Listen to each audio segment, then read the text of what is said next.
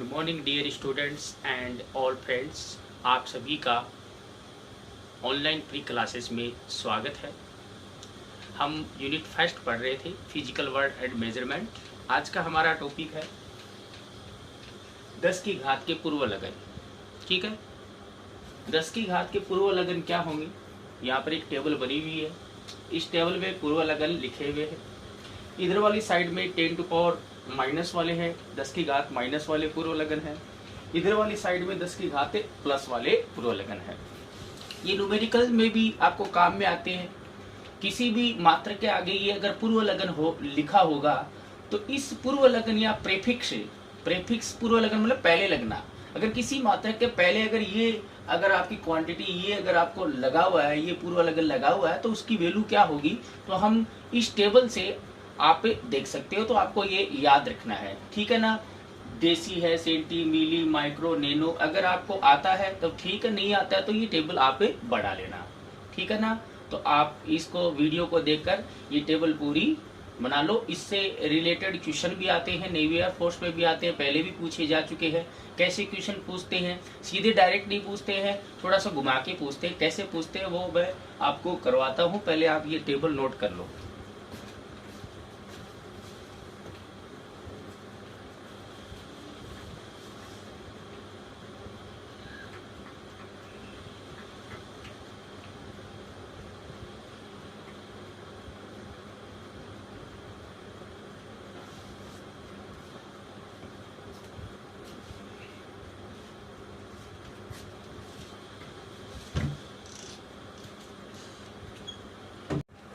देखो, इस टेबल के पर आधारित कुछ क्वेश्चन आते हैं जो 10 की घात के पूर्व लगन की जो हमने टेबल बनाई है इस पर आधारित क्वेश्चन आते हैं। नेवी एयर फोर्स में भी आते हैं, नीट में भी आते हैं। क्वेश्चन कैसे पूछे जाते हैं, आप ये सोचोगे कि इस टेबल पर कैसे क्वेश्चन बनेंगे। देखो, ऐसे बनते हैं, डायरेक्ट क्वेश्चन नहीं आएंगे। जैसे मान लो क्वेश्चन आ गया 1 नैनोमीटर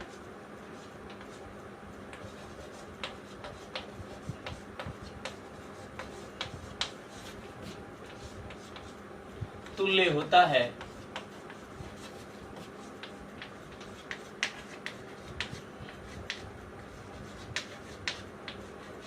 1 नैनोमीटर तुल्य होता है। किसके तुल्य होगा बताइए मुझे।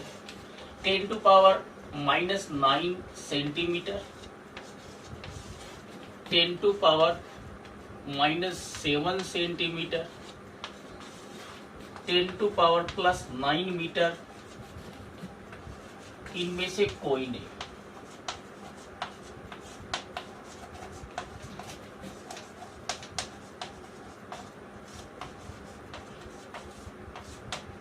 ओके, तो इसका रिजल्ट क्या आएगा बताइए। जो बच्चे ऑनलाइन क्लास के लिए सेटिस्फाई है, ठीक है, वो मुझे जो ग्रुप है उसमें आप मैसेज छोड़ना, तो हम ऑनलाइन क्लास भी शुरू कर सकते हैं, जिससे आप डायरेक्ट इसका जवाब दे सकते हो ऑनलाइन। ठीक है, तो इसका आंसर क्या आएगा। ठीक है, अब देखो यहाँ पर डायरेक्ट ऑप्शन में नहीं गिवन है, आपको निकालना पड़ेगा। आप सीधे पढ़ते हो कि जो 1 नैनोमीटर जो होता है, इसके लिए अगर हिंट देखें तो वी नो दैट 1 नैनोमीटर जो होता है वो इक्वल टू होता है नैनो। इस मीटर के आगे पूर्व लगन किया लगा हुआ है। मीटर का आगे जो मात्रक होता है, मूल मात्रक, उसके आगे पूर्व लगन जो लगा होता है, ठीक है ना। यहाँ पर जो पूर्व लगन है वो नैनो है, और नैनो का मतलब होता है 10 की घात माइनस से 9 मीटर। बोले तो 1 नैनोमीटर बराबर 10 की घात माइनस 9 मीटर होती है। क्या कहीं 10 की घात माइनस 9 मीटर दिख रहा है? आप इसको सही कर दोगे जल्दबाजी में। 10 की घात माइनस 9 सेंटीमीटर है ये 10 की घात माइनस 7 सेंटीमीटर, ये 10 की घात 9 मीटर। माइनस आता है, ये प्लस में है, तो आप क्या करके होगे, इनमें से कोई नहीं। ठीक है, लेकिन हम चेक कर लेते हैं। ओके, ये होता है इतना, हमें इतना चाहिए। ठीक है, हम ऑप्शन को चेक करते हैं। ये 10 टू पावर माइनस 9 सेंटीमीटर है, तो पहले ऑप्शन को अगर हम देखें तो इस ऑप्शन को अगर देखें तो ये क्या है, 10 टू पावर माइनस 9 सेमी है। इसको हम मीटर में चेंज करो, 10 टू पावर माइनस 9 तो है ही है। मीटर में चेंज के लिए सेंटी को हटाना पड़ेगा, और सेंटी इज इक्वल टू क्या होता है, 10 टू पावर माइनस 2 होता है। तो सेंटी भी पूर्व लगन है, इसकी वैल्यू हमने रख दी इनटू में क्या आ गया मीटर, तो इसकी वैल्यू क्या आ गई 10⁻11 मीटर आ गया। दैट इज रॉन्ग, हमें चाहिए 10⁻9 मीटर होना चाहिए। ठीक है, सेकंड जो है हमारे पास, इसकी वैल्यू अगर हम निकाल के देखें तो ये है 10⁻7 सेंटीमीटर। ठीक है, 10⁻7 सेंटी का मतलब क्या हो गया 10⁻2 हो गया, तो ये कितना आ गया इंटू में मीटर आ गया, ये कितना हो जाएगा 10⁻9 मीटर आ गया। That is the right. Okay, मतलब 10⁻7 सेंटीमीटर के जो वैल्यू है वो 10⁻9 मीटर के इक्वल होती है। इसका मतलब ये जो है वो 1 नैनोमीटर के इक्वल है। ये तो हमें पता है कि सीधे दिख रहा है, गलत है क्योंकि माइनस में आता है, तो that is the right answer. Okay, तो आपको डायरेक्ट नहीं पूछेंगे 1 nanometre is equal to how many metre से, 1 नैनोमीटर में कितने मीटर होते हैं, वैसे आपको सेंटीमीटर में या माइक्रो में देकर पूछ सकते हैं। आप इसको सोल्व कर लोगे, लेकिन आपको पहले पूर्व लगन पता होना चाहिए, जैसे सेंटी है या माइक्रो में दिया हो सकता है। ठीक है, तो ये क्वेश्चन आप नोट कर लेना। ऐसे नेवी एयरफोर्स में पहले भी क्वेश्चन आए हुए हैं। अगला क्वेश्चन और देखते हैं, इसको नोट कर लेना आप।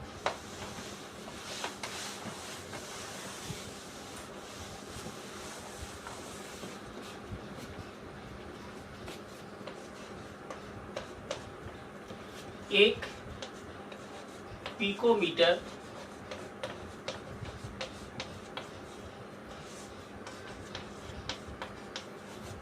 तुल्य होता है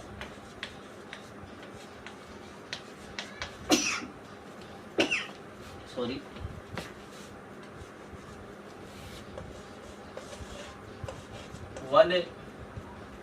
10⁻6 माइक्रोमीटर,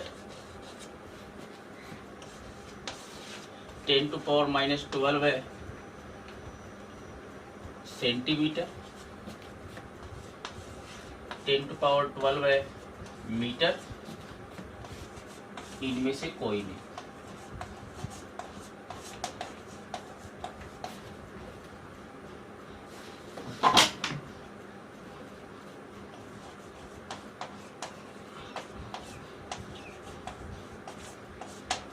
बताइए क्या इसका ऑप्शन आएगा। वापस हम चेक करेंगे। देखो डायरेक्ट आपको रिजल्ट नहीं दिया हुआ है, हमारे पास क्वेश्चन है 1 पिकोमीटर। ठीक है, इसकी हिंट देखते हैं। हमारे पास 1 पिकोमीटर दे रखा, पिको बोलो तो स्मॉल पी, पिकोमीटर। 1 जो पिको होता है, पिको मीन्स होता है 10⁻12 मीटर। ठीक है, हमें ये चाहिए 1 पिकोमीटर, एक पिकोमीटर 10⁻12 मीटर के बराबर होता है। क्या कहीं पे 10⁻12 मीटर दिया हुआ है? यहाँ पर देखो 10⁻6 माइक्रोमीटर है, यहाँ 10⁻12 सेंटीमीटर है, हमें मीटर में चाहिए, यहाँ प्लस का है। ठीक है, तो ये तो हमें पता है कि सीधे गलत हो गया। इन दो को चेक करना हमें, इसको हम चेक कर लेते हैं। ये कितना है 10⁻6 माइक्रोमीटर। ठीक है, अब ये 10⁻6 तो ऐसे लिख दिया। माइक्रो का मतलब क्या होता है? माइक्रो का मतलब होता है 10⁻6 होता है। तो ये कितना हो जाएगा टोटल 10⁻12 मीटर। ठीक है, इसका मतलब 10⁻6 माइक्रोमीटर जो है वो 10⁻12 मीटर के इक्वल होता है। इसका मतलब ये राइट आंसर है, ये राइट है। इसको और चेक कर लेते हैं, इसको और चेक कर लो। ये क्या है 10⁻12 है, सेमी है। 10⁻12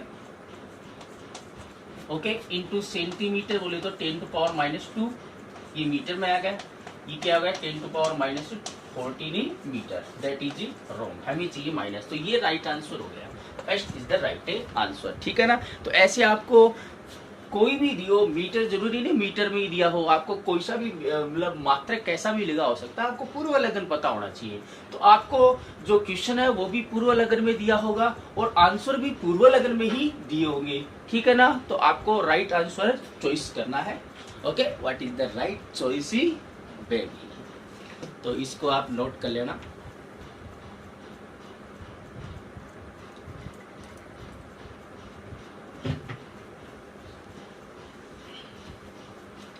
एक क्वेश्चन और देख लेते हैं, प्लस की घात वाला देख लेते हैं क्वेश्चन। ठीक है, अब देखिए 1 मेगा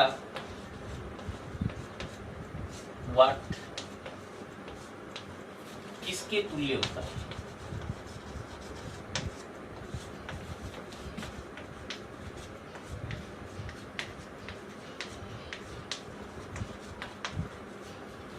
ठीक है। वैसे वाट है वो शक्ति का मात्रक होता है, तो शक्ति के और भी मात्रक होते हैं, स्व शक्ति वो हम आगे देखेंगे। अभी तो केवल इसकी जो है मेगा क्या है, पूर्वलगन है, ठीक है ना। तो पूर्वलगन में ही इसका ऑप्शन हम देते हैं। 1 मेगावाट मैंने इसको लिख दिया 10⁻² किलोवाट, ठीक है। ऑप्शन बी दे दिया 10⁻6 किलोवाट।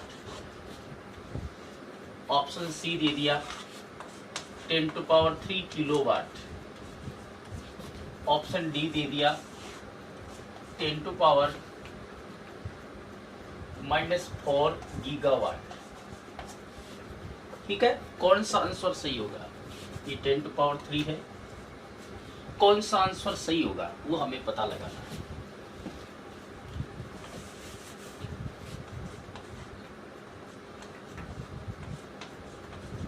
ठीक है, तो इसके लिए हमें देखना है कि पहले इसका देखें 1 मेगावाट इक्वल टू क्या हो गया है। 1 मेगावाट जो होता है, मेगावाट, मेगा बोले तो 10⁻6 होता है, मेगा बोले तो 10⁻6 वाट। इसका मतलब इस ऑप्शन में से हमें ये देखना है कौन सा ऑप्शन 10⁻6 वाट के बराबर होता है, क्योंकि कोई भी ऑप्शन हमें वाट में नहीं दिया, उसके आगे कोई ना कोई पूर्वलग्न लिखा हुआ है, ठीक है ना। तो हमें इस पूर्वलग्न को हटा के देखना है कि हटा के देखने में देखेंगे कि वाट में अगर आएगा तो 10⁻6 किस में आता है, ठीक है। तो इसको हम सोल्व करते हैं। तो ऑप्शन फर्स्ट को देखते हैं पहले। ऑप्शन फर्स्ट क्या है? 10⁻² किलोवाट। आप सीधे भी कर सकते हो, कोई दिक्कत नहीं है, फटाफट हो जाएगा। लेकिन यहाँ पर मैं आपको ट्रिक बताता हूँ कैसे करते हैं इसको सोल्व। 10⁻² किलो बोले तो 10⁻ क्या होता है? 3 होता है, वाट में आ गया। ये तो आ गया 10⁻5 वाट के इक्वल आ गया, दैट इज रॉन्ग, हमें चाहिए 10⁻6। ऑप्शन सेकंड को देखते हैं, 10⁻6 kilowatt, that is equal to क्या आ गया? 10⁻6 किलो बोले तो 10⁻3 वाट, दैट इज इक्वल आ गया 10⁻9 watt, that is also wrong, हमें चाहिए 10⁻6 वाट। ये होता है इक्वल, ये इक्वल चाहिए, ठीक है। ऑप्शन जो सी होगा वो है 10⁻3 किलोवाट। इसको सोल्व करेंगे तो 10⁻3 किलो का मतलब 10⁻3 वाट, ये आ गया 10⁻3 प्लस 3 कितना हो गया? 6 वाट। इसका मतलब ये राइट आंसर है, 10⁻6 वाट के इक्वल आएगा ये। फोर्थ वाले ऑप्शन को हम चेक और कर लेते हैं। ये है 10⁻⁻4 गीगावाट। 10⁻⁻4 गीगा मतलब क्या होता है? 10⁻9 होता है, वाट में आ गया। तो ये क्या आ जाएगा? 10⁻5, 9 में से 4 घटाया तो ये वाट में आ गया, दैट इज आल्सो रॉन्ग, हमें 10⁻6 चाहिए।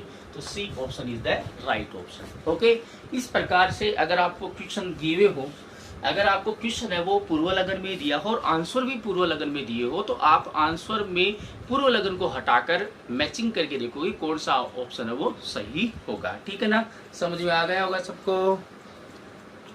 नोट कर लो इसको।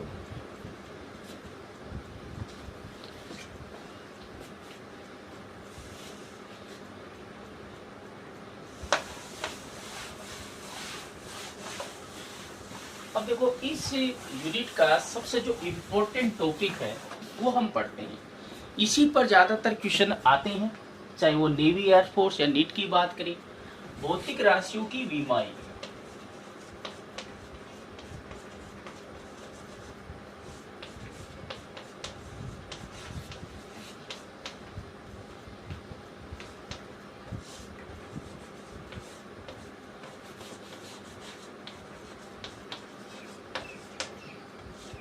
भौतिक राशियों की विमाएं, ठीक है।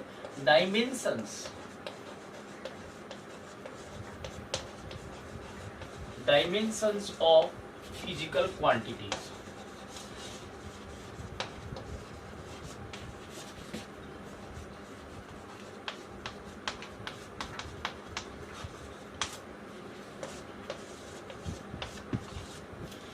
भौतिक राशि की विमा क्या होती है, किसी भी भौतिक राशि, ठीक है ना। हम फिजिक्स में बहुत सारी भौतिक राशियां पढ़ेंगे, 11th में भी है, 12th में भी है, ठीक है। जो राशियां माप सकते हैं या तोल सकते हैं वो सारी की सारी राशियां क्या है, भौतिक राशियां, बहुत मल्टीपल भौतिक राशियां होंगी, बहुत सारी फिजिकल क्वांटिटीज होगी, ठीक है।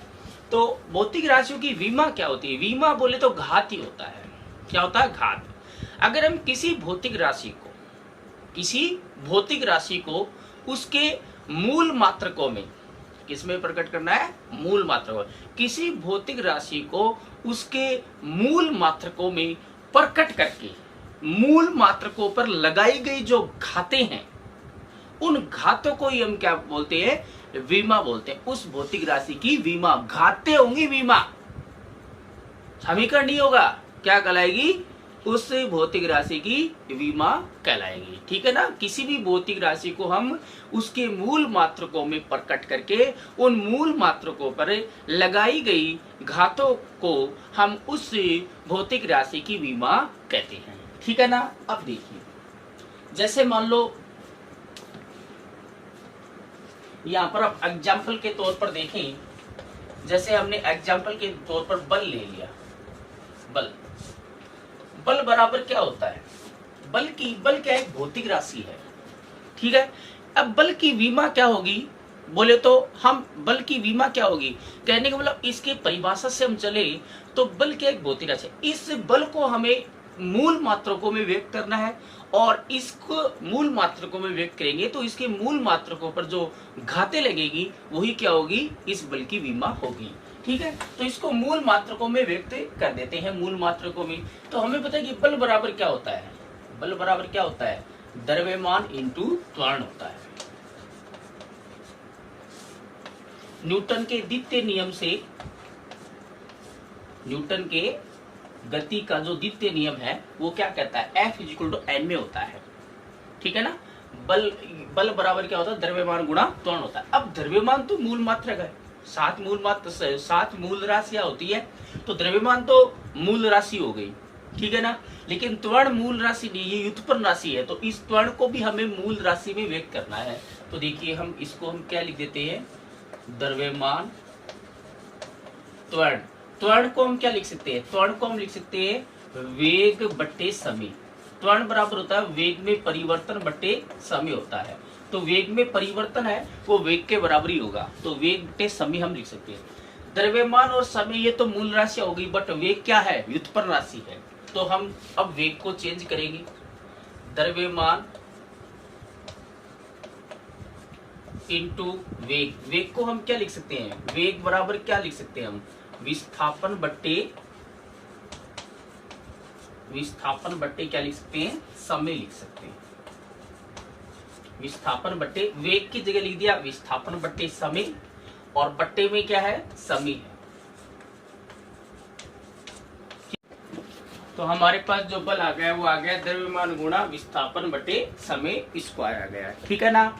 अब देखो ये जो हमारे पास बल था वो बल है, ये व्युत्पन्न राशि है, तो ये बल है वो मूल राशियों में अपना व्यक्त हो गया। द्रव्यमान भी मूल राशि है, विस्थापन बोले तो लंबाई, चौड़ाई, दूरी, ये सब क्या होती है, सेव होती है। तो विस्थापन लंबाई हम मान सकते हैं, तो विस्थापन समय ये भी क्या है, मूल राशियां है। तो हमने व्युत्पन्न राशि को मूल राशियों में व्यक्त कर लिया। अब इनके अगर हम मात्रक लिखे तो द्रव्यमान का मात्रक क्या होता है, केजी होता है। एसआई पत्ती में देखे तो केजी होगा, इसका एसआई पत्ती में क्या होगा, मीटर हो गया, इसका एसआई पत्ती में क्या होगा, सेकंड। समय स्क्वायर है तो सेकंड स्क्वायर आ गया, तो ये आ जाएगा केजी इंटू मीटर, एस ऊपर चला गया, एस की पावर -2। यहाँ पर देखो हमने किसी व्युत्पन्न राशि को, किसी भी भौतिक राशि को हमने उसके मूल मात्रकों में व्यक्त कर लिया। अब जो मूल मात्रकों में जो घातें हैं, जैसे यहाँ पर देखो द्रव्यमान की घात क्या है,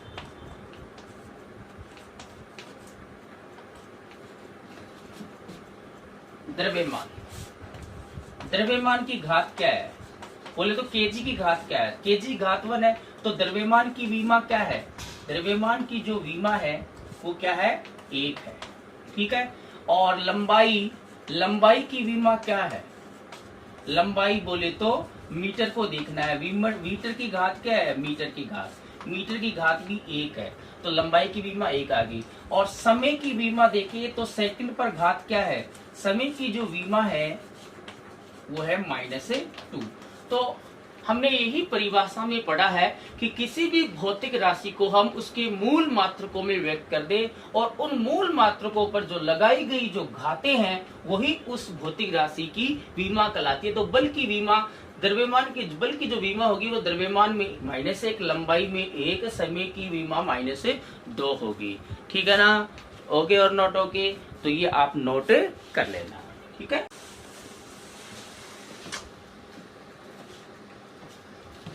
ये जो होता है इसको कोष्टक में आप लिखोगे m की पावर a, m l की पावर b, t की पावर c। ठीक है ना? इसको हम बोलते हैं विमीय सूत्र। क्या बोलते हैं इसको? विमीय सूत्र बोलते हैं। इसको हम क्या बोलते हैं? विमीय सूत्र बोलते हैं। इसको बोलते हैं विमीय सूत्र। अगर विमीय सूत्र बोले तो इससे इस कोष्टक में इन पर घाते समेत हम लिखेंगे। हाँ, ए और बी, ए बी और सी क्या है? ठीक है, ए बी और सी देखेंगे तो ए बी सी क्या है? ए बी सी तो है विमाएं। क्या है? विमाएं। ए बी सी क्या है? विमाएं। ए क्या है? द्रव्यमान में विमा। एल ये बी क्या है? लंबाई की विमा है। टी सी क्या है? समय की विमा है। ठीक है ना? और अगर हम एम एल और टी की बात करें तो ये क्या है? मूल राशियां हैं। ये क्या है? मूल राशि।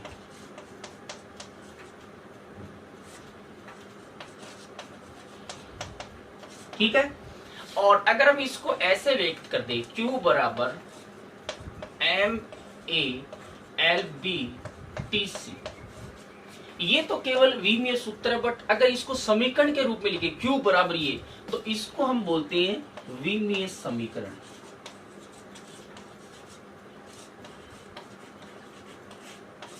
पता चल गई विमाएं क्या होंगी? इन पर जो इन घातों, इन मूल मात्रों के या मूल राशियों पर लगाई गई जो घातें हैं इनको तो हम विमाएं बोलते हैं। इतना जो ये रूप है इसको हम विमीय सूत्र बोलते हैं। क्या बोलते हैं? विमीय सूत्र। और अगर इसको हम किसी राशि के इक्वल लिखते हैं तो ये क्या होगा? उसकी विमीय समीकरण होगी। किसी भी भौतिक राशि की विमीय समीकरण ये होगी। ठीक है ना? ओके, ये नोट कर लेना।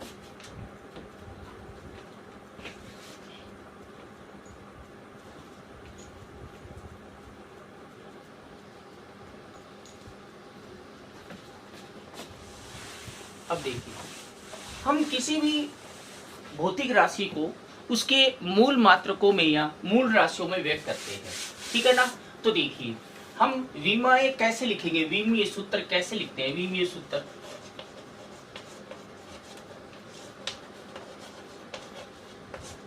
विमीय सूत्र को हम कैसे लिखते हैं? देखो, हम बड़े कोष्टक में सातों के सातों राशियां लिख लेते हैं। एम एल टी ए के केंडला मोल।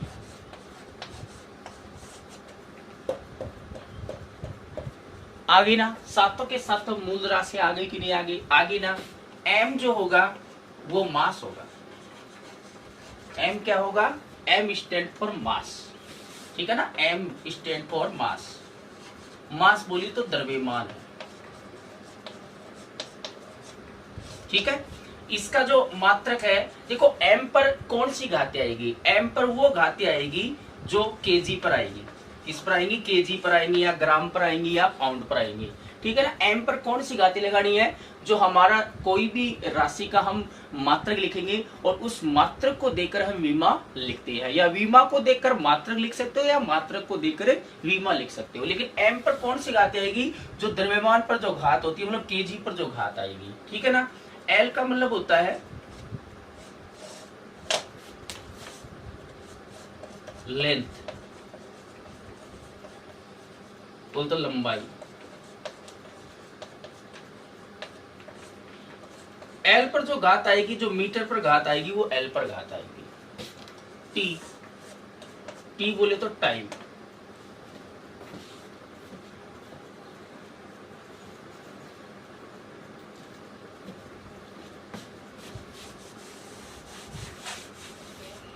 मीटर से शुरू कर लेते हैं। एम बोले तो मास, बोलते द्रव्यमान, और एम पर जो घातें आएगी वो जो केजी पर घात आएगी या ग्राम पर घात आएगी वो एम पर आएगी। एल बोले तो लेंथ बोले तो लंबाई, जो मीटर पर घात आएगी वो अपनी एल पर आएगी। टी बोले तो टाइम, समय, जो सेकंड आएगा उस सेकंड पर जो घात आएगी वो टी पर घात लेनी है। ए जो है वो उसका मतलब होता है एम्पियर, एम्पियर बोलते ए पर जो घात आएगी वही आएगी, मतलब अगर विद्युत धारा है तो। के बोले तो केल्विन, के पर जो घात आएगी वो इस पर लेनी है। के बोले तो केंडला, जो केंडला पर जो घात आएगी वो ही के पर लेनी है। एम बोले तो मोल, जो मोल पर जो घात आएगी वो ही मोल पर घात आएगी, ठीक है ना। तो ये तो जो भी राशि के मूल मात्रक होते हैं उसी के पदों में लिखे गए हैं। जैसे विद्युत धारा का जो मात्रक होता है, मूल मात्रक वो एम्पियर होता है, ताप का केल्विन होता है, प्रतिपन्न तीव्रता का केंडला होता है, पदार्थ की मात्रा का मोल होता है, वो तो इसी रूप में व्यक्त किए गए हैं। बट एम एल टी, द्रव्यमान, लंबाई और समय को हमने, द्रव्यमान को हमने एम से व्यक्त किया है, लंबाई के लिए हमने एल लिया है, समय के लिए टी लिया है, ठीक है ना। इन पर हम इनकी विमाएं चढ़ाएंगे। एम की घात क्या होगी, एम की विमा क्या होगी, एल की क्या होगी, टी की क्या होगी, ए की क्या होगी, के की क्या होगी, केंडला क्या होगी, मोल की क्या होगी, वो हम किसी भौतिक राशि को पहले उसके मूल मात्रकों में व्यक्त करेंगे, फिर उसके मूल मात्रक के हम व्यक्त कर लिया, फिर मूल मात्रों में तो हमें कोई भी विमा है ऐसे लिखेंगे। तो यहाँ पर एम एल टी ए के सी डी मोल, इन पर हम गाते लगाएंगे, वही इसकी विमा होगी, ठीक है ना। तो एम पर जो वो घात आएगी जो अपनी केजी द्रव्यमान की घात आएगी, केजी पर जो घात आएगी, एल पर जो मीटर पर आएगी, और टी पर जो सेकंड पर आएगी। जैसे हमने एग्जांपल लिया था बल का, जो हमने बल को हमने इसके मूल मात्रकों में व्यक्त किया था, वो आया था अपना KG metre into second square, ठीक है। तो इस पर जो घाते हैं तो इसका विमा कैसे लिखी जाएगी, देखो एम की केजी पर घात क्या है, 1 है, एल पर घात वो आएगी जो मीटर पर आएगी, एम की घात क्या है, 1 है, सेकंड पर वो घात आएगी जो टी पर होगी, -2। इसमें एम्पियर है क्या, नहीं है, केल्विन है क्या, नहीं है, केंडला है क्या, नहीं है, जो नहीं है उसकी घातें 0 आएगी। तो जो 0 घातें उनको आप छोड़ सकते हो, ठीक है ना। तो आप इसको इतना ही लिख सकते हो, M1 L1 T की घात -2, इनको आप छोड़ सकते हो। तो ये आपकी किसकी, बल की विमा आ जाती है। तो हम किसी भी भौतिक राशि की विमा कैसे लिखते हैं, उस भौतिक राशि को पहले मूल मात्रकों में व्यक्त कर दो, फिर मूल मात्रकों पर जो घाते हैं वो घाते आप इनके ऊपर लगा दो, ठीक है, जो भी दिया गया है। ये तो एम्पियर के केल्विन केंडला मोल, ये तो आपको सीधे मूल मात्रा को मिलेगी। इसमें तीनों में याद रखना है, एम बोले तो केजी पर जो घात आएगी वो एम पर आएगी, एल लंबाई पर, मीटर पर जो घात आएगी वो एल पर आएगी, या मीटर भी हो सकता है, सेंटीमीटर भी हो सकता है, और समय पर जो सेकंड पर जो घात होगी वो टी पर घात आएगी, ठीक है ना।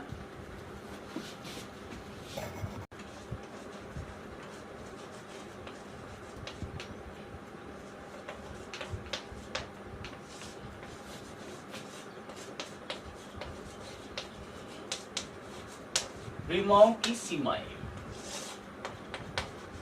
ठीक है। Limitation of dimensions, limitation of dimensions, okay. तो पहली लिमिटेशन क्या है इसकी, पहली लिमिटेशन ये है कि जो आंकिक मान है, जो क्या है, आंकिक मान है, जैसे मान लो 2 दे दिया, 5 दे दिया, पाई दे दिया, ओके, ये 2 पाई दे दिया, ओके। ये आंकिक मान होते हैं, ये क्या होते हैं, आंकिक मान होते हैं। जैसे ई दे दिया, ठीक है, ओके, ई का मान कितना होता है, 1.6 × 10⁻19 होता है। जैसे मास ऑफ प्रोटॉन दे दिया, ठीक है। तो जो आंकिक मान होते हैं वो क्या होते हैं, उनकी विमाएं नहीं ज्ञात की जा सकती। जो आंकिक मान होते हैं इनकी विमाएं ज्ञात नहीं की जा सकती, और इनके जो विमाएं हैं वो ये विमाहीन राशियां होती है। इनकी विमाएं हम कैसे लिखेंगे, m0 l0 t0 ऐसे लिखेंगे। कोई भी अगर आंकिक मान दे रखा है तो उसकी विमा क्या होती है, वो विमाहीन राशि होगी, उसकी विमा क्या होगी, m0 l0 t0 होगी। ठीक है ना, ये आप नोट कर लेना। कोई भी आंकिक मान है, किसी भी आंकिक मान की विमा क्या होती है, वो m0 l0 t0 है, या किसी आंकिक कोई भी आंकिक मान है वो विमाहीन राशि होता है। ठीक है, उनकी विमा ज्ञात नहीं कर सकती। ठीक है, ओके, अगला पॉइंट देखो। आंकिक मान बोले तो न्यूमेरिकल वैल्यू, कोई भी न्यूमेरिकल वैल्यू है वो डायमेंशनलेस क्वांटिटी होती है। क्या होती है, डायमेंशनलेस क्वांटिटी होती है। सेकंड पॉइंट देखो, शुद्ध अनुपात। शुद्ध अनुपात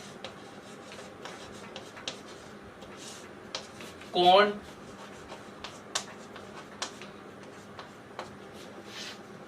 आंकिक मान,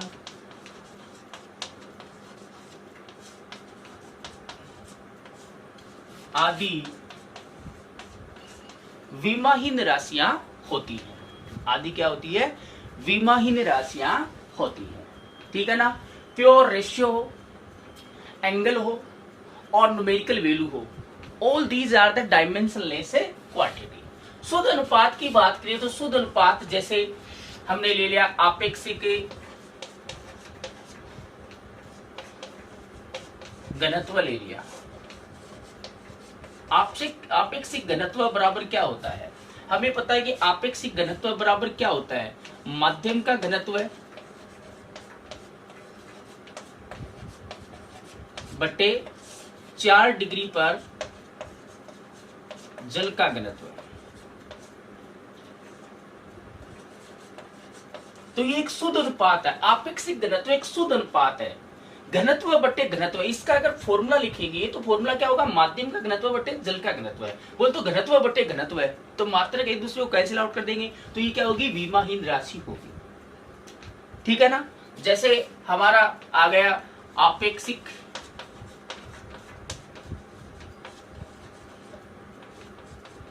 या निरपेक्ष, वह लिख लो, या वह निरपेक्ष अपर्तनांक।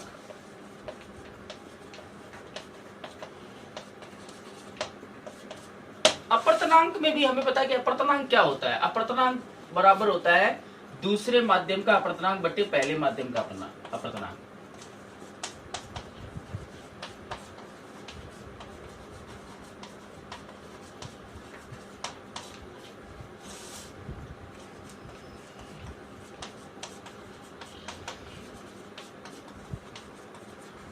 ये भी एक शुद्ध अनुपात होता है, अपर्तनांक बटे अपर्तनांक आता है, तो ये एक विमाहीन राशि होती है।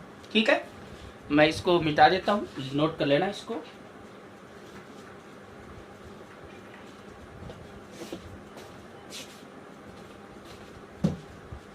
और भी देखें, जैसे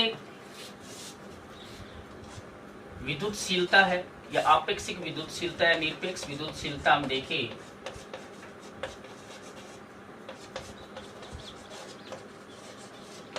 आपेक्षिक विद्युतशीलता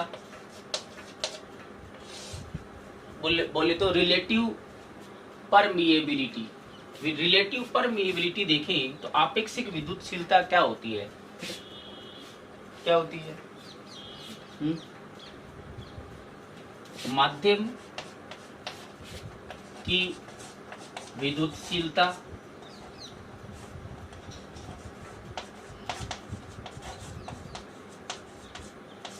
बटे वायु की विद्युतशीलता।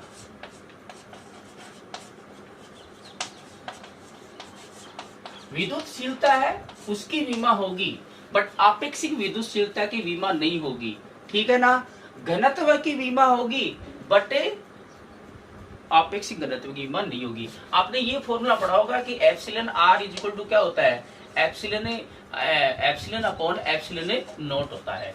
तो ये आपेक्षिक विद्युतशीलता जो होती है वो किसके, ये माध्यमिक विद्युतशीलता बटे निर्वात की विद्युतशीलता के बराबर होता है। ये भी एक प्योर रेशियो है, विद्युतशीलता बटे विद्युतशीलता, ये भी क्या है, मात्रहीन राशि होती है। तो ऐसे दे देते हैं आपेक्षिक विद्युतशीलता की विमा क्या होगी, मात्रक क्या होगा, तो ये प्योर रेशियो है। तो प्योर रेशियो न तो मात्रक होता है न इनकी विमाएं होती है। ठीक है, ओके। अगर हम एग्जाम्पल के तौर पर एक एग्जाम्पल और ले लेते हैं। अगर हम देखें चुंबकीय या आपेक्षिक चुंबकशीलता,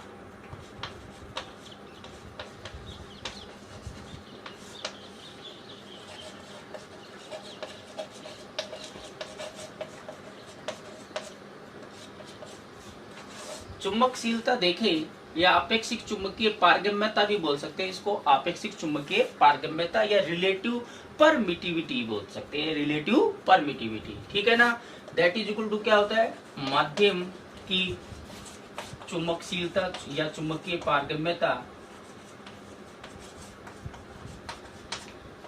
बटे वायु की चुंबकीय पारगम्यता, चुंबकशीलता। ठीक है, तो कुछ हमने राशियां ऐसी ली है जो 11th क्लास की, कुछ 12th क्लास की। जैसे आपेक्षिक चुंबकीय पारगम्यता हम म्यू आर से व्यक्त करते हैं, म्यू आर बराबर म्यू अपॉन म्यू नॉट होता है। ये आपने पढ़ा होगा। ये माध्यम की चुंबकीय पारगम्यता है और ये वायु की चुंबकीय पारगम्यता या चुंबकीय विद्युतशीलता है, ये सॉरी चुंबकीय पारगम्यता, चुंबकीयशीलता। ठीक है ना, तो ये प्योर रेशियो है, ये विमाहीन राशियां होती है।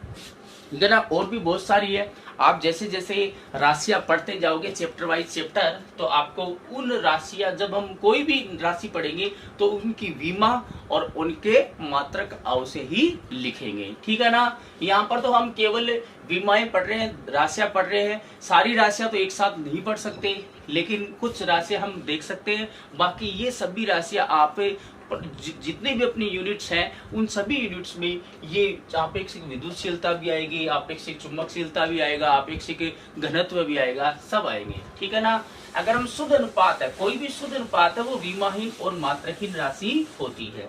अगर हम कोण की बात करें तो अगर थीटा दे रखा है या कोस थीटा दे रखा है, ठीक है, या साइन थीटा दे रखा है या टेन थीटा दे रखा है, ठीक है, ये क्या होती है, मात्रहीन एवं ये विमाहीन राशि होती है।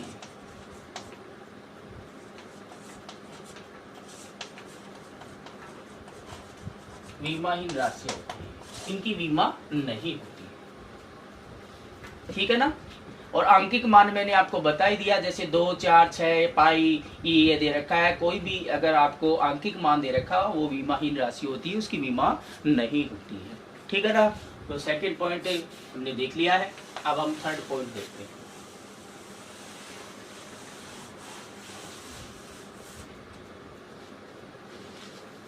तीसरा पॉइंट है, किसी भौतिक राशि की विमाएं मात्रक पद्धति पर निर्भर नहीं करती है।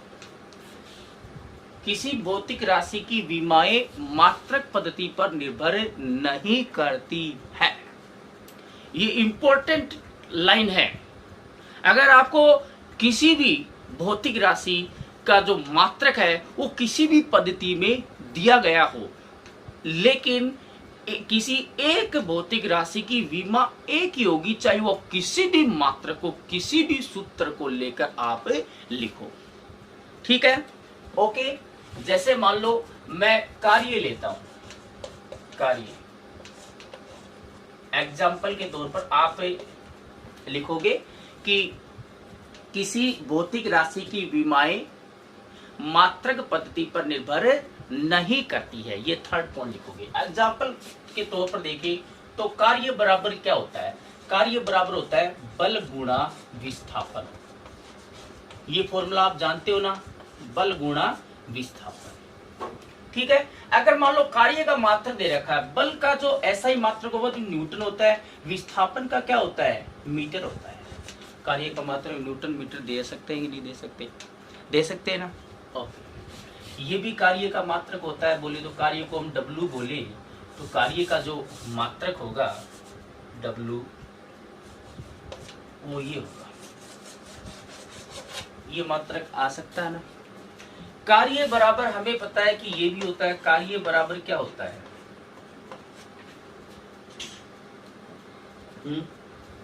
विभव, विद्युत विभव, या सीधे विभव लिख लो, विभव इंटू आवेश। कार्य का मात्रक W बराबर ये भी दे सकते हैं, विद्युत विभव का मात्रक वोल्ट होता है और आवेश का क्या होता है, कूलम। ये कार्य का अलग मात्रक हो गया। कार्य का अगर ये मात्रक देखें तो कार्य बराबर क्या होता है, कार्य बराबर हम देखें तो कार्य का जो मात्रक या विमा आती है वो बल, बल की जगह हम लिख सकते हैं बल का, अभी हमने देखा था बल को मूल मात्रकों में व्यक्त करो। कार्य बराबर होता है बल गुणा विस्थापन,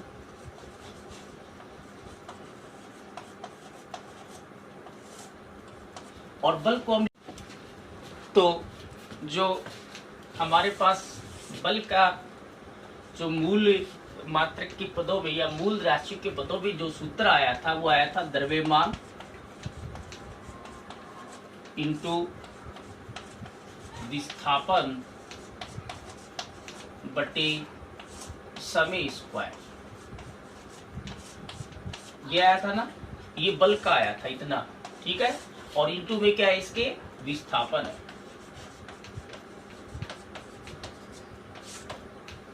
तो इसको हम क्या लिख देंगे, द्रव्यमान इंटू में विस्थापन, विस्थापन विस्थापन स्क्वायर हो गया,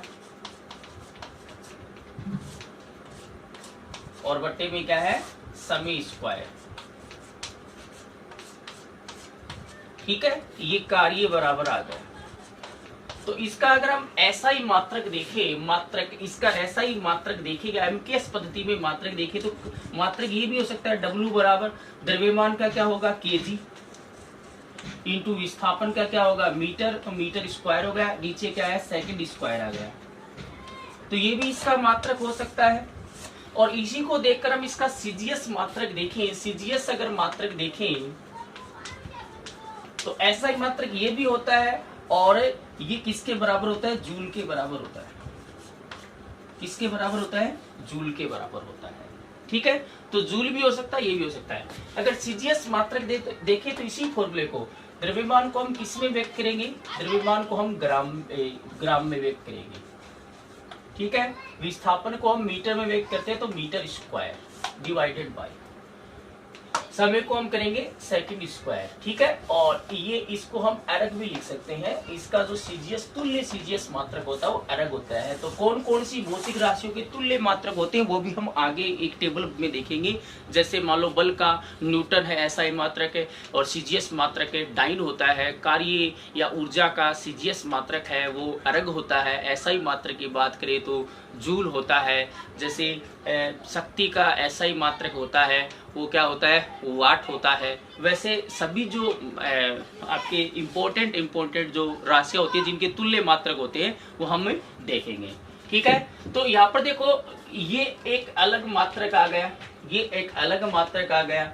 कार्य का ये भी मात्रक होता है, ये भी मात्रक होते हैं, और भी बहुत सारे फॉर्मूले होते हैं कार्य के, उनसे भी ये मात्रक निकाल सकते हैं। तो मात्रक तो है वो किसी भी राशि का कैसे भी लिखा जा सकता है, ये भी हो सकता है, ये भी हो सकता है, बट इन सब की विमाएं एक ही होगी। आप इस सूत्र से विमा निकालोगे तो भी वही आएगी, इस सूत्र से विमा निकालोगे तो भी वही आएगी, ठीक है। तो कार्य की जो विमा आएगी इस सूत्र से हम देखें, इस सूत्र से, तो कार्य की विमा क्या होगी, विमा अगर देखें, विमीय सूत्र देखें इसका, कार्य का जो विमीय सूत्र अगर हम देखें तो क्या आएगा, देखो केजी पर घात एम पर घात लगानी है, पहले एम पर घात लगी जो केजी को देखकर, केजी घात 1 है।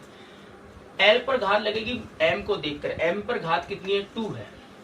एस को ऊपर भेज दो, नीचे तो रखना ही नहीं है, ऊपर है, एस की घात -2 होगी, टी की घात क्या आएगी, -2। तो कार्य की विमा ये होती है। आप कोई सा भी फॉर्मूला है, सीजीएस वाला मात्रक ले लो, ठीक है, या आप ऐसा ही पत्ती वाला मात्रक ले लो, या ये व्युत्पन्न मात्रक ले लो, तो आप किसी भी मात्रक, किसी भी, जैसे यहाँ पर मैंने देखो इसको हम प्रूव करके देखते हैं। जैसे न्यूटन है, बल का जो बीमा होती है वो M1 L1 T-2 होती है इंटू M1 बोले तो L1 आ गया। तो बताइए क्या होगा, M1 L2 T-2 यही आया कि नहीं आया। ठीक है, यहाँ पर विभव की रखेंगे, आवेश की रखेंगे। ठीक है, तो आपका कोई भी किसी भी भौतिक राशि की मात्रक अलग अलग हो सकते हैं, बट किसी भी भौतिक राशि की विमा एक ही होती है, वो मात्रक पद्धति पर निर्भर नहीं करती है।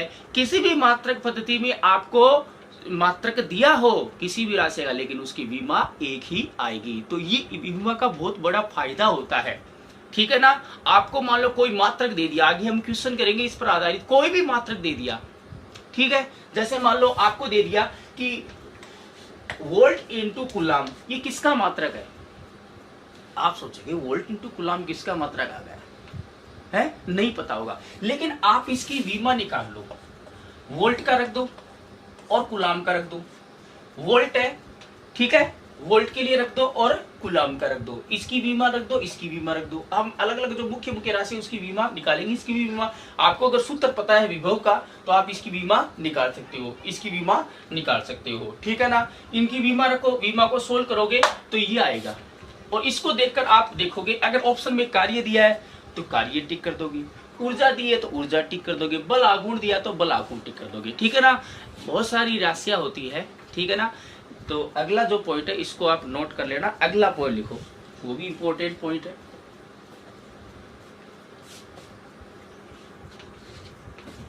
ठीक है, तो इसकी बीमा भी यही होगी M1 L2 T-2, इसकी बीमा भी M1 L2 T-2 होगी, इसकी बीमा भी M1 L2 T-2 होगी, और इसकी बीमा भी M1 L2 T-2। सभी की मात्र किसी भी पद्धति में दी हो बीमा एक ही होगी। किसी एक भौतिक राशि की एक ही बीमा होती है, वो मात्रक पद्धति पर निर्भर नहीं करती है। ठीक है, अब देखो इसको मिटा,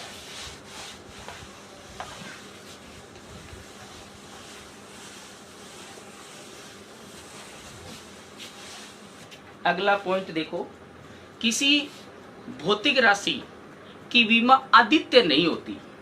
किसी भौतिक राशि की बीमा है वो अद्वितीय नहीं हो सकती, क्योंकि अलग अलग भौतिक राशि का विभिन्न भौतिक राशियों की बीमा समान हो सकती है। ठीक है ना, ओके ओके, समझ में आ गई ना। कोई भी अगर बीमा दे रखी है हमें, ठीक है, तो वो बीमा जरूरी नहीं है कि उसी भौतिक राशि की हो। ठीक है, हम ऐसी राशियां भी देखेंगे। ठीक है, एक से अधिक भी ऐसी राशियां हो सकती है जिनकी बीमाएं समान हो सकती है। जैसे मैं ये लिख दिया, ये लिख दिया M1 L2 T-2, आपको ऑप्शन आ गया कि ये जो बीमा वो किसकी है, कार्य की है या ऊर्जा की है या बल आघूर्ण की है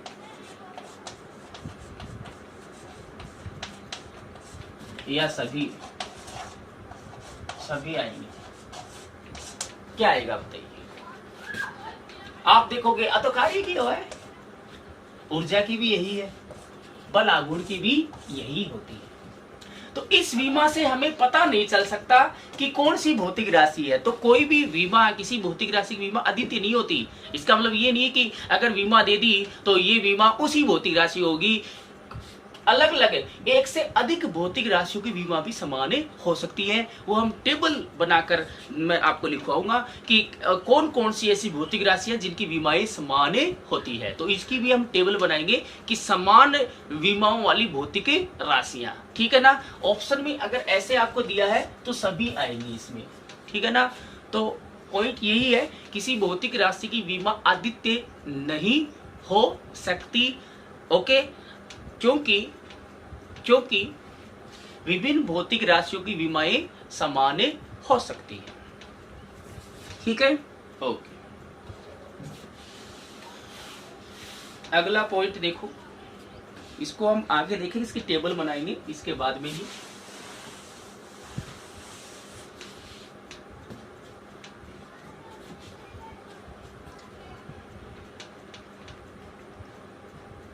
अगला पॉइंट, यदि कोई भौतिक राशि 3 राशियों से अधिक राशियों पर निर्भर करती है, मोर देन 3 क्वांटिटीज, 3 राशियों से अधिक राशियों पर निर्भर करती है, तो उसका जो सूत्र है वो हमें विमीय विधि द्वारा ज्ञात नहीं कर सकते। 3 से अगर ज्यादा है तो नहीं कर सकते। हाँ, 1 या 2 या 3 पर अगर निर्भर करती है तो हम निकाल सकते हैं। आगे निकालेंगे कि अगर कोई भौतिक राशि इन राशियों पर निर्भर करती है तो उसका सूत्र क्या होगा, तो हम सूत्र व्युत्पत्ति कर सकते हैं। लेकिन अगर 3 से ज्यादा राशियां हैं तो हमें नहीं निकाले सकते। ठीक है ना। 3 से अधिक राशियों, यदि कोई भौतिक राशि 3 से अधिक राशियों पर निर्भर करती है तो उसका जो सूत्र है वो हम विमीय विधि द्वारा ज्ञात नहीं कर सकते। ठीक है ना। ओके, अगला पॉइंट, यदि कोई भौतिक राशि 3 राशियों पर निर्भर करती है, कितने पर निर्भर करती है, 3 के लिए भी कंडीशन है, ये नहीं कि 3 पर निर्भर करती है तो आ गया। यदि कोई भौतिक राशि 3 राशियों पर निर्भर करती है और 2 राशियां समान राशियां हैं, 3 पर निर्भर करे, ठीक है, एक कर रही है मान लो द्रव्यमान पर, एक कर रही है लंबाई पर, एक कर रही है चौड़ाई पर, तो लंबाई और चौड़ाई तो दोनों सेम होगी, 3 कहां से होगी, 2 ही होगी। ठीक है ना। तो यदि कोई भौतिक राशि 3 राशियों पर निर्भर करती है जिनमें 2 भौतिक राशियां समान है तो उनका सूत्र विमीय विधि द्वारा ज्ञात नहीं किया जा सकता। अगर 2 समान होंगे तो विमीय विधि द्वारा ज्ञात नहीं किया जा सकता। तीनों अलग अलग होने चाहिए, तीनों राशि अलग अलग होनी चाहिए। कोई राशि है वो मान लो कोई द्रव्यमान पर निर्भर कर रही है, कोई बल पर निर्भर कर रही है, कार्य पर निर्भर कर रही है, तीनों राशि अलग अलग होनी चाहिए। ये नहीं है कि मतलब लंबाई पर कर रही है, चौड़ाई पर कर रही है तो दोनों सेम राशियां हो गई।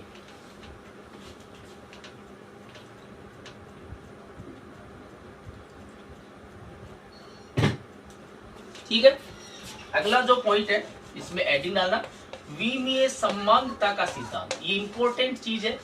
इंपॉर्टेंट ये नहीं कि भाई ये आएगा, मतलब इस पर रिलेटेड क्वेश्चन ही आएंगे, मतलब इसको समझना जरूरी है। विमीय समांगता का सिद्धांत,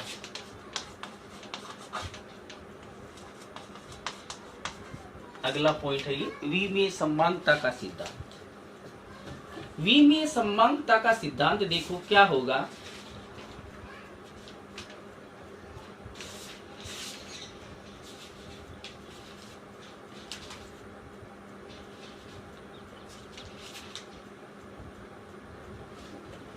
विमीय समांगता का सिद्धांत देखो क्या होता है।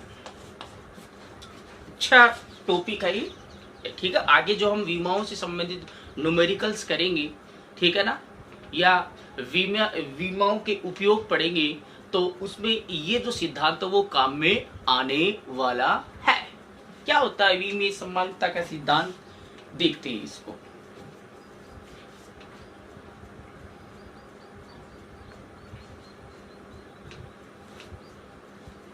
ठीक है, लिखो क्या विमीय समांगता। यदि 2 भौतिक राशियां, यदि 2 या 2 से अधिक भौतिक राशियां परस्पर जुड़ रही है या घट रही है, परस्पर जुड़ रही है या घट रही है, तो उन भौतिक राशियों की विमाएं समान होगी। यदि 2 या 2 से अधिक भौतिक राशियां परस्पर जुड़ रही है या घट रही है तो उन सभी भौतिक राशियों की विमाएं क्या होगी, समान होगी। अगर जुड़ रही है ना तो सभी की भौतिक राशियां समान होगी, घट रही है सभी की भौतिक राशियां समान होगी। ठीक है ना। ओके, जैसे एग्जांपल के तौर पर मैं देखूं, कोई भी फॉर्मूला आपको दिया गया होगा, ठीक है, अगर उसमें जैसे मुझे दे दिया एग्जांपल, सिंपल सा एग्जांपल लेता हूं मैं, एग्जांपल से समझना। जैसे a plus B is equal to C दे रखा है, ऐसे दे रखा है, अलग अलग ये दे रखे। अगर मान लो राशियां जुड़ी हुई है तो ये सारी की सारी जो राशियां है वो समान होगी। इसको हम ऐसे सिंप्लीफाई कर सकते हैं, a प्लस बी माइनस सी बराबर 0। मतलब a b जुड़ रही है और c घट रहा है। ये a b और c सभी समान भौतिक राशियां होगी। a b और c व c समान भौतिक राशि होगी। अगर जुड़ रही है तो विमीय समांगता का सिद्धांत ये कहता है कि ये सारी की सारी समान भौतिक राशियां होगी। नहीं तो आपका v में विधि से नहीं ज्ञात कर सकते। जैसे मान लो F प्लस v है, फोर्स प्लस वेलोसिटी है, क्या हम फोर्स को वेलोसिटी में ऐड कर सकते हैं? नहीं। समान भौतिक राशियों को ही जोड़ सकते हैं या घटा सकते हैं, गुणा भाग कर सकते हैं, बट जोड़ या घटा नहीं सकते। इसका मतलब अगर किसी सूत्र में दो राशियां अगर जुड़ रही है तो दोनों राशियां हैं वो सेम ही होंगी, समान भौतिक राशियां होंगी, और समान भौतिक राशियां हैं तो उनकी विमाएं क्या होंगी? समान होंगी। ठीक है ना। ए बी व सी क्या है? समान राशियां हैं।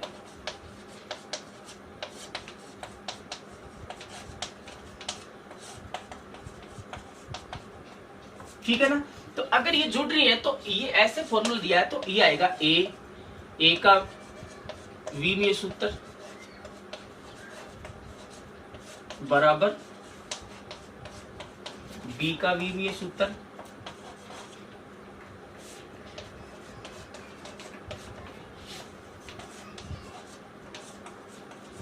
बराबर c का v में सूत्र। आ गया कॉन्सेप्ट समझ में?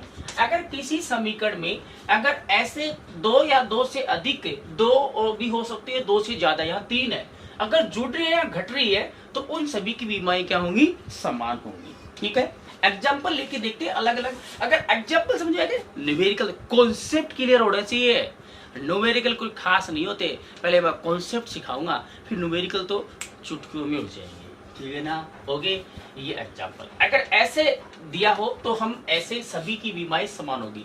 जरूरी नहीं है ऐसे दिया हो, ऐसे भी दिया हो सकता है। Q इज इक्वल टू, मैं सेकेंड एग्जाम्पल, इसको एग्जाम्पल नंबर फर्स्ट दे दूं। सेकेंड एग्जाम्पल देखिए, अगर मान लो आपको ऐसे दिया हो x बराबर a upon b plus a upon b plus C. ठीक है। अब यहां से देखो, ये तो वो भाग में है। ठीक है। यहाँ पर ये नीचे वाली जो राशि है b प्लस सी, ये दोनों आपस में जुड़ रही कि नहीं जुड़ रही? अरे आपस में जुड़ रही कि नहीं जुड़ रही? जुड़ रही है ना। या मैं इसको ये लिख दूं प्लस डी लिख दूं, ऐसे ऐसा भी। तो देखिए यहाँ पर देखो नीचे वाले ये दोनों ऐड हो रही है। आपको एडिशन देखना है कहीं भी हो, सब्सट्रैक्शन देखना है कहीं भी हो, नीचे है। तो मतलब यहां से अगर देखें तो b की विमा किसके बराबर होगी? बराबर होगी c की विमा। ठीक है। ओके। और इन ये पूरा का पूरा, ये प्लस ये सभी क्या हो रहे हैं? ये x इधर ले जाएंगे तो घट जाएगा। तो देखो x की विमा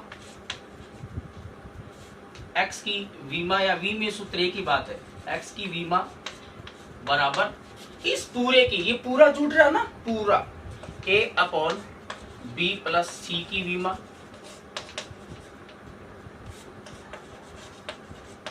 बराबर डी की विमा।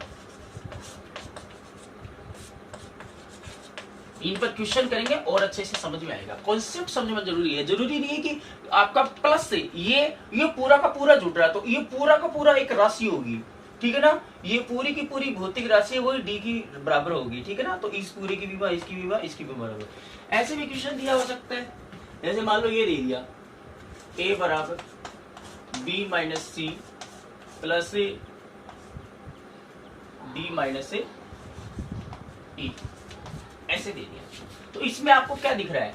ये और ये घट रहे या जुड़ रहे? इस कोष्टक के अंदर b और c क्या है? घट रहे हैं। इसमें घट रहे हैं या इसमें जोड़ देते हैं। तो इस कोष्टक में इस केवल इसको देखेंगे, ये घट रहे हैं तो b की विमा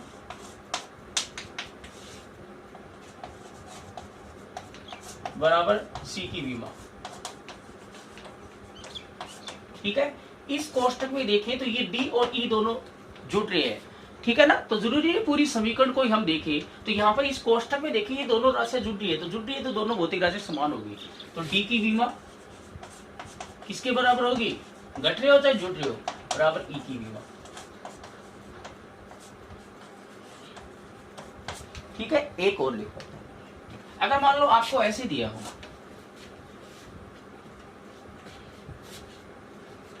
सो लिख लेना, नोट कर लेना इसको। अगर ऐसे दिया हो आप a बराबर bc प्लस d दिया, ऐसे दिया हुआ, तो ये क्या हो जाएगा, या बी सी डी बराबर ई एफ ऐसे दिया हुआ।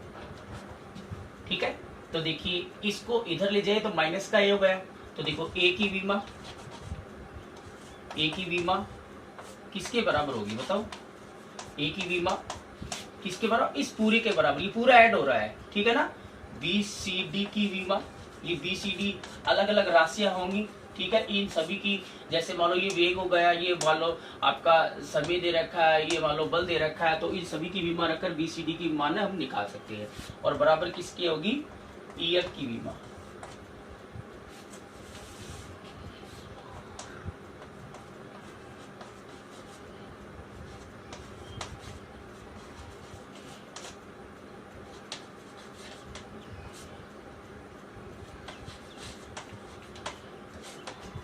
ठीक है, ओके, तो ये आपको समझ में आ गया होगा।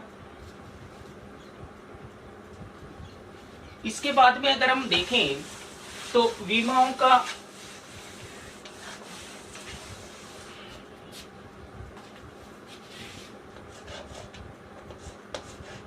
विमीय समांगता का सिद्धांत समझ में आ गया सबको।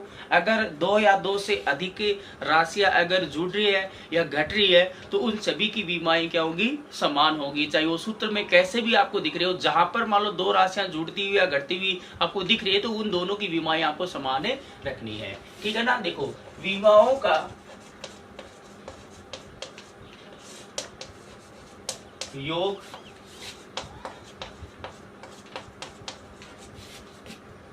वैकलन बोले तो घटाना होता है, गुणा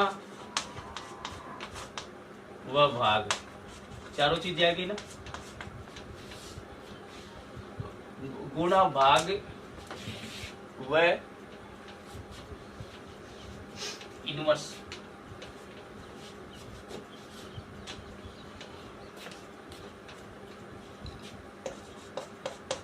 प्रतिलोम, ठीक है। जैसे मान लो ये दो विमा है, M A L B T C,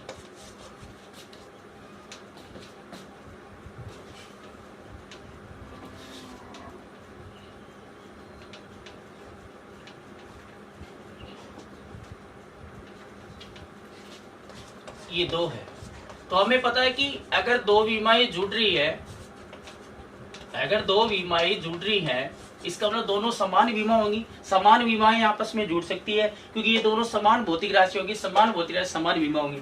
अगर दो जुड़ रही है या तीन भी हो सकते हैं, तीन होगी तो ये दोनों ऐड होगी तो एक ही विमा आएगी, इन दोनों को आप एक ही लिख सकते हो, ये तो जोड़ हो गया, ठीक है।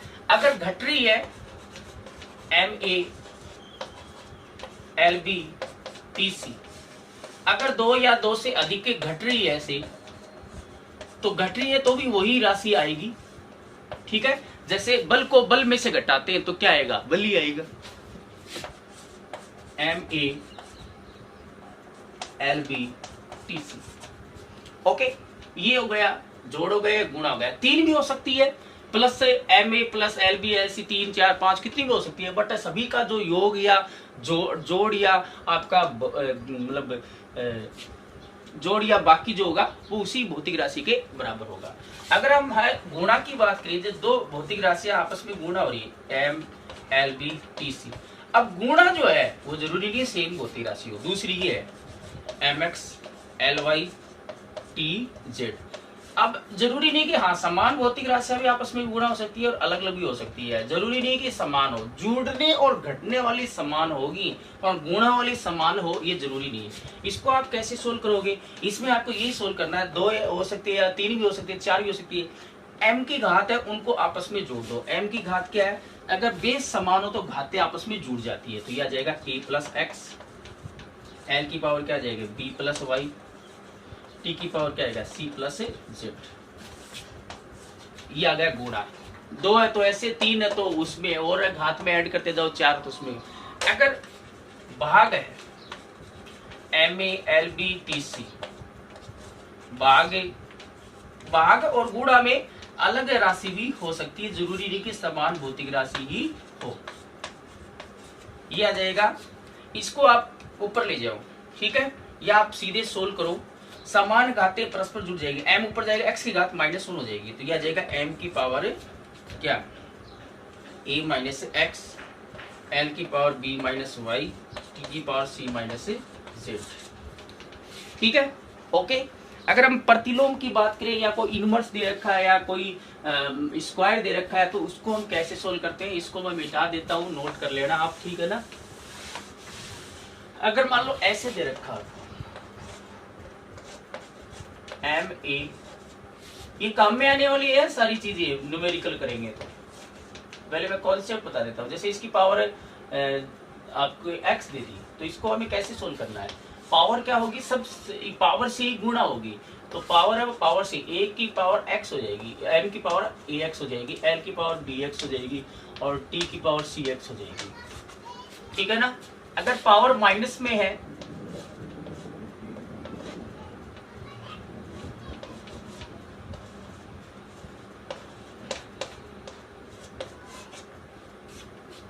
मान लो ये पावर दे दी x की -x दे दिया, ठीक है, तो ये क्या हो जाएगा -ax minus by sorry bx और -cx, ठीक है। कोई भी पावर हो, बट्टे में भी हो सकती है, 1/2 भी हो सकती है, 1/√2 भी हो सकती है, √2 भी हो सकती है, वो पावर को पावर से मल्टीप्लाई कर दो, माइनस में तो माइनस में, प्लस में तो प्लस में, ठीक है ना, ओके। तो ये कुछ कॉन्सेप्ट है विमाओं से संबंधित, वो आप नोट कर लेना, ओके। फिर हम इसके न्यूमेरिकल्स निकालेंगे। न्यूमेरिकल्स निकालने से पहले हम और भी कॉन्सेप्ट है जो हम अलग अलग फंक्शन लेके करेंगे, जैसे आपका बीजगणितीय, ये जो कॉन्सेप्ट है वो बीजगणितीय जो फंक्शंस आपको दिए होंगे, ठीक है ना, आपको अलजेब्रिक फंक्शन दिए होंगे, तभी उनके लिए ये रूल अप्लाई होंगे। तो कल हम लोगरिथम अगर फंक्शन दे रखा है तो उनके लिए विमा कैसे सोल्व करते हैं, अगर आपको त्रिकोणमिति फंक्शन दे रखा है तो उसके लिए हम विमा कैसे सोल्व करते हैं, अगर हमें लघुगणक चरघातांकी अगर फलन दे रखा है तो उसके लिए हम विमा कैसे सोल्व करते हैं, वो मैं आपको पहले बेसिक कॉन्सेप्ट बताऊंगा। उसके बाद में हम कोई भी फंक्शन दिया हो उससे रिलेटेड कैसा भी क्वेश्चन हो वो हम इजीली सोल्व कर सकते हैं। तो आज के लिए बस इतना ही, ठीक है। विमा वाला अपना टॉपिक के 3-4 वीडियो चलेगा ये, ठीक है ना, ओके। समझना इसको अच्छे से, धन्यवाद।